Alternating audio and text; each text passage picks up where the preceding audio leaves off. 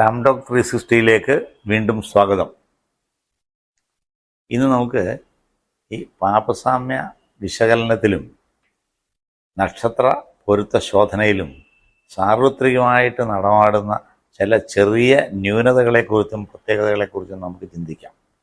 ഒന്നാമതായിട്ട് ഈ രജ്ജുദോഷം എന്ന് പറയുന്ന ആ ഒരു വലിയ പ്രഹേളികയ്ക്കകത്താണ് പലപ്പോഴും ഒട്ടേറെ വിവാഹങ്ങൾ അല്ലെങ്കിൽ ഒട്ടേറെ പൊരുത്തങ്ങൾ എല്ലാം തകർന്ന് തരിപ്പണമാകുന്നത്. എന്താണ് രജ്ജുദോഷം?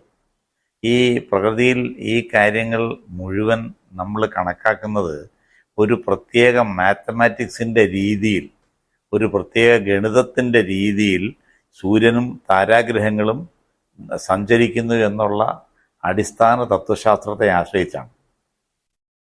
അപ്പോൾ ആ തത്വശാസ്ത്രത്തെ വെച്ചിട്ട് ബാക്കിയുള്ള 27 നക്ഷത്ര സമൂഹങ്ങളെയും കൂടി നമ്മൾ തിരിച്ചറിഞ്ഞിട്ടുണ്ട്. ആ നക്ഷത്ര സമൂഹങ്ങൾ, താരാഗ്രഹം, സൂര്യൻ, ഭൂമി ഇവയെല്ലാം കൂടി ആശ്രയിച്ചുള്ള ഒരു സിമുലേഷൻ ടെക്നിക്കാണ് നമ്മളിവിടെ ഭംഗിയായിട്ട് ഉപയോഗിക്കുന്നത്. ആ സിമുലേഷൻ വരുമ്പോൾ ഈ 360 ഡിഗ്രിയിൽ ഓവലായിട്ട് ഡിസ്ട്രിബ്യൂട്ട് ചെയ്യപ്പെട്ടിട്ടുള്ള 27 നക്ഷത്രങ്ങളെയാണ് നമ്മൾ പല രീതിയിൽ കോർത്തിണക്കി അവ തമ്മിലുള്ള ബന്ധവും ബന്ധമില്ലായ്മയും കണ്ടെത്തുന്നത്. അവിടെ ഈ എണ്ണി വരുമ്പോഴേ അതിനകത്ത് ഏതാണ്ട് 1/3, 1/3 നക്ഷത്രങ്ങളാണ് ഈ രജ്ജുദോഷത്തിൻ്റെ പരിധിയിൽ വരുന്നത്.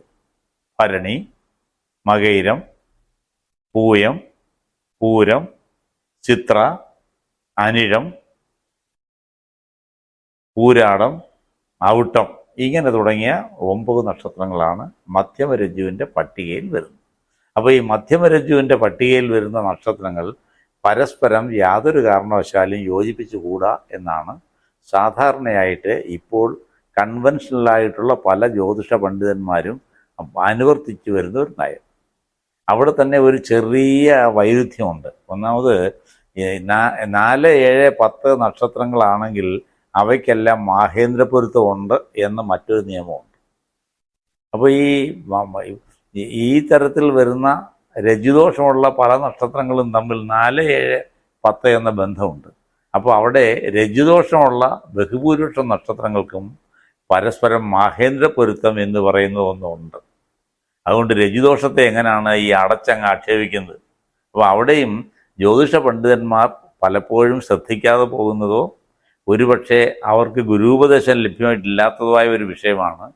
മധ്യമരജ്ജു ദോഷത്തിനാണോ മാഹേന്ദ്ര പൊരുത്തത്തിനാണോ ഏറ്റവും കൂടുതൽ ബലമുള്ളത് എന്ന് കണ്ടുപിടിച്ചിട്ട് വേണം ഈ രജ്ജു പൊരുത്തത്തിനാണ് ദോഷാധിക്യമെങ്കിൽ വേണ്ടെന്ന് വെക്കുക. മാഹേന്ദ്ര പൊരുത്തത്തിനാണ് ബലം കൂടുതലെങ്കിൽ നമ്മളത് കണക്കാക്കും.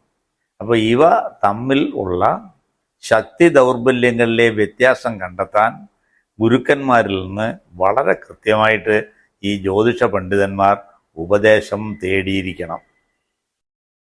ജാതക പൊരുത്ത ശോധന നടത്താൻ ചെല്ലുന്ന ഇരകൾ വേണമെങ്കിൽ ജ്യോതിഷ പണ്ഡിതന്മാരോട് ചോദിക്കാം, ജ്യോത്സ്യരെ മധ്യമരജ്ജു പൊരുത്ത ദോഷമാണോ മാഹേന്ദ്ര പൊരുത്തത്തിൻ്റെ ഗുണമാണോ കൂടുതലെന്ന് അങ്ങൊന്ന് നോക്കിയിട്ട് പറയണം എന്ന് പറഞ്ഞാലും തെറ്റില്ല. കാരണം ഇരകളുടെ ചോദ്യങ്ങൾ എത്രമാത്രം കൂടുന്നുണ്ടോ അതനുസരിച്ച് മാത്രമല്ലേ പണ്ഡിതന്മാർ കൂടുതൽ കാര്യങ്ങൾ പഠിക്കുകയുള്ളൂ. ഇനി രണ്ടാമത്, ഈ ദോഷമുള്ള നക്ഷത്രങ്ങൾക്ക് മറ്റൊരു രീതിയിലും കണക്കാക്കുന്ന രീതിയുണ്ട്. ഒന്ന്, ഒരു നക്ഷത്രം ആരോഹിയാണോ മറ്റൊരു നക്ഷത്രം അവരോഹിയാണോ എന്നും കണക്കാക്കുന്ന പണ്ഡിതന്മാരുണ്ട്. അതനുസരിച്ച് ഗുരുപദേശം ലഭിച്ചവരാണ് ഞങ്ങൾ പല ആളും. അപ്പോൾ ഇവയും കൂടി നോക്കി ബാക്കി കാര്യങ്ങളും ശീലങ്ങളുമായിട്ട് പൊരുത്തപ്പെടുത്താനുള്ള രീതികളും അറിയണം. രണ്ടാമതായിട്ട് ഈ സ്ത്രീ പുരുഷന്മാരുടെ ആയുസ്സിൻ്റെ അവസ്ഥയും അറിഞ്ഞിരിക്കണം. അതിനുശേഷം മാത്രമേ ഈ സ്വപ്നങ്ങൾ തകർക്കാൻ പോകുന്ന രീതിയിലേക്ക് ആളുകൾ കടക്കാൻ പാടുള്ളൂ. ഇനി മറ്റൊരു കീറാമുട്ടി ഈ ഷഷ്ടാഷ്ടമം എന്ന ദോഷമാണ്. ഷഷ്ടാഷ്ടമം എന്ന് പറഞ്ഞാൽ ഒരു പെൺകുട്ടി ജനിച്ച കൂറിൽ നിന്ന് അഷ്ടമരാശി കൂറിലുള്ള നക്ഷത്രങ്ങളെല്ലാം ഒഴിവാക്കണമെന്നാണ് പറയുന്നത്. അതിനാണ് ഷഷ്ടാഷ്ടമം എന്ന് പറയും. പക്ഷേ അതിന് മറ്റൊരു എക്സെപ്ഷൻ ആചാര്യന്മാർ പറയുന്നുണ്ട്. അത് ഇവരിൽ പല ആളിലും കണക്കാക്കാറില്ല.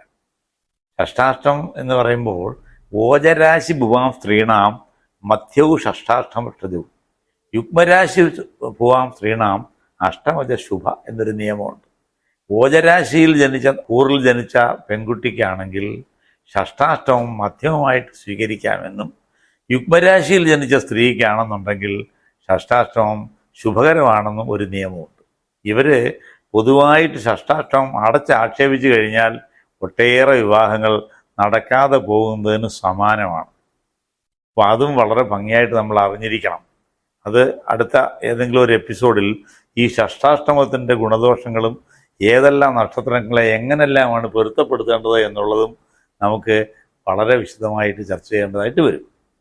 പിന്നീട് മറ്റൊരു നാട്ടുനടപ്പ്, രണ്ടാം നാളിൽ മിണ്ടാൻ പാടില്ല. ഈ തരത്തിലുള്ള ചില വെറും കൊളോക്കിയലായിട്ടുള്ള ഭാഷണങ്ങളും ഈ വിവാഹങ്ങൾ മുടക്കുന്നതിൽ വളരെ പ്രധാനപ്പെട്ട ഒരു പങ്ക് വഹിക്കുന്നു. പിന്നെ 3, 5, 7 നക്ഷത്രങ്ങൾ, അതിനകത്തും പൂർണ്ണമായിട്ട് ശരിയല്ല.